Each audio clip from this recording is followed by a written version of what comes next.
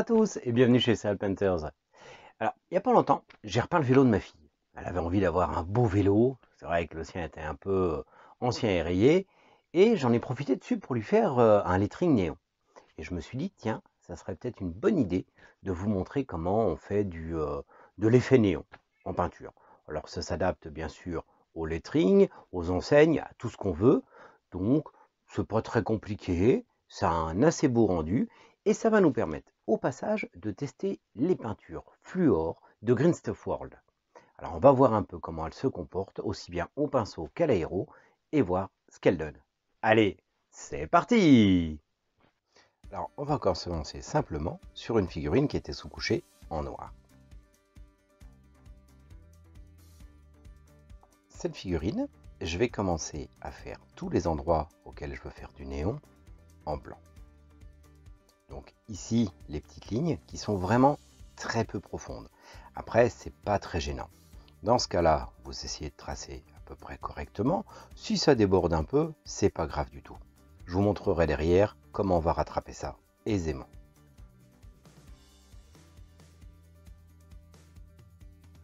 Et là, j'ai pas hésité à déborder. J'avais pas le temps de faire vraiment dans la dentelle, mais je vais rattraper ça très facilement après. À ce stade, c'est vraiment pas gênant. Alors pour illustrer un peu mieux, je vais vous faire aussi un petit lettering. Alors un petit lettering un peu style runique, sans aucune prétention parce que j'y connais rien en langage Eldar, mais c'est pas grave, ça sera suffisant pour vous montrer comment faire.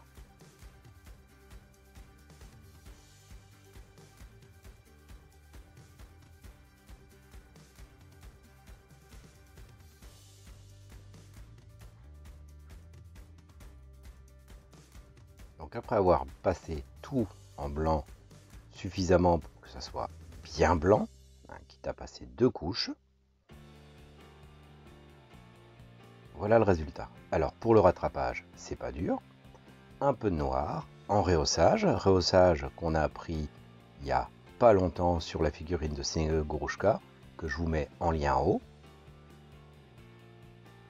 Le rehaussage me permet de reprendre toutes les bordures en étant sûr de ne pas toucher le creux et d'affiner la ligne parfaitement, ce qui va donner un résultat nickel. Ensuite, à l'aéro, je viens mettre du rouge dessus. Alors, on pourrait mettre n'importe quelle couleur, viser quand même des couleurs qui s'y prêtent, des couleurs un peu flashy, un peu lumineuses. Sinon, l'effet, il rendra pas aussi bien. Donc sans difficulté ici, même pour un débutant à l'aérographe, parce qu'on ne va pas essayer de viser exactement les lettres. Alors au début, je vais quand même essayer de coloriser le plus possible les lettres, mais je vais quand même largement déborder, plus ou moins selon l'intensité de l'éclairage que je veux donner.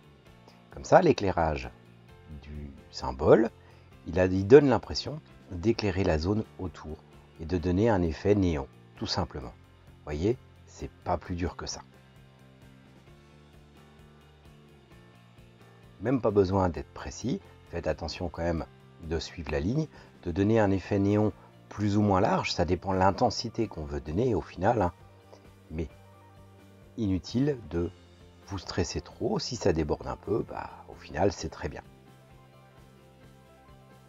Vous voyez, tout de suite on a l'impression que c'est rétro-éclairé sans avoir fait d'effort particulier. C'est vraiment une technique qui est très facile à mettre en œuvre. Alors passons à la confection d'une enseigne. Alors ça c'est pas dur, j'ai pris du fil de fer de jardinage tout basique, que je vais venir plier pour former des lettres. Alors, pour rester dans le thème de la taverne qui est réservé aux abonnés, c'est le groupe Facebook réservé aux abonnés, je vous le rappelle pour ceux qui nous ont pas encore rejoints dessus. Donc les abonnés, vous avez un groupe Facebook réservé uniquement à vous, sur lequel on peut échanger pas mal de choses, échanger des conseils, montrer ses figurines et puis papoter en général.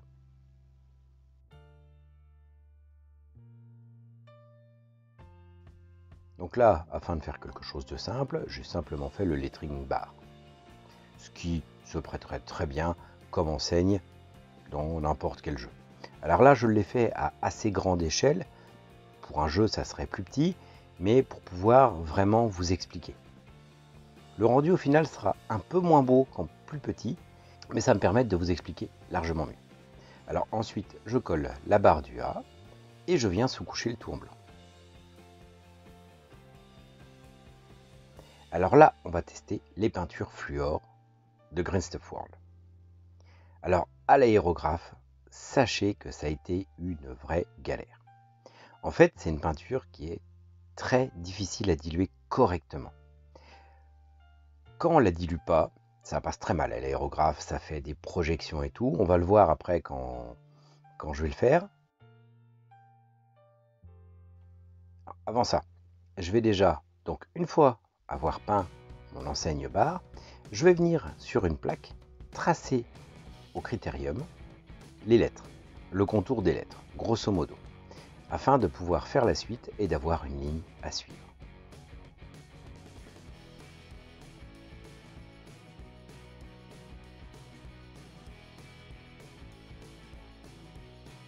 Voilà. Une fois que j'ai tracé le tout, on le voit largement apparaître et je vais pouvoir, grâce à l'aérographe, suivre les lettres en blanc. Alors, inutile d'essayer de faire un très beau lettering à ce moment-là, c'est pour représenter l'effet luminescent de l'arrière de l'enseigne. Donc, inutile de s'embêter à faire quelque chose de parfaitement propre. En plus là, franchement, j'ai l'aéro, je crois qu'il faut que je le nettoie parce que il bouchonne un peu. Mais même après nettoyage, pour la fluor, ça a été compliqué. Je vais vous en parler plus quand on va peindre à la fluor. Donc là, je viens dessiner grosso modo les lettres, que je repasse jusqu'à temps d'avoir l'intensité voulue. Alors là, je l'ai voulu la faire très claire et très lumineuse pour que vous puissiez vraiment bien voir comment on fait. Et après, je commence à faire une aura de plus loin autour. Bon là, j'ai eu des crachotis à crever, mon aérographe était largement bon à nettoyer. C'est pas grave, on va le rattraper après. Ça me permettra aussi de vous montrer comment on rattrape ces petits ratés là quand on a eu un peu la flemme de nettoyer son aérographe. Donc voilà, j'ai fait une aura lumineuse tout autour et je viens la passer à la peinture fluor. Alors là, la peinture fluor, donc, quand vous la diluez, si vous la diluez pas, elle fait des crachotis partout. C'est une catastrophe. Et si vous la diluez un tout petit peu trop, elle part tout de suite très liquide. On le voit là sur le haut du verre. J'ai à peine appuyé, ça en a envoyé partout. J'ai dû rebaisser plusieurs fois la pression pour pouvoir m'adapter. En fait, elle est vraiment très particulière. Et au pinceau, c'est pareil. Il faut à peine la diluer. Une goutte de trop et tout de suite, ça part en cacahuète. Donc il va vraiment falloir trouver la bonne dilution. C'est la toute première fois que je m'en servais. Je vais creuser un peu le truc pour que ça marche mieux. Ensuite, mon enseigne, je viens lui mettre des petits supports en dessous. Pourquoi des petits supports?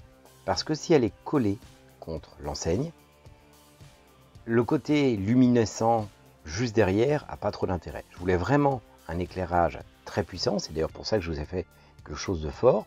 Donc, le but, c'était de la surélever pour donner l'impression que ça éclaire très fort. Donc, c'est sans difficulté. C'est des bouts de chute de plastique que j'ai collé en dessous et que je viens coller sur le lettering que j'avais fait au départ. Et on voit une fois sec que ça donne exactement le style enseigne lumineuse néon à l'ancienne. Et ça, sans difficulté.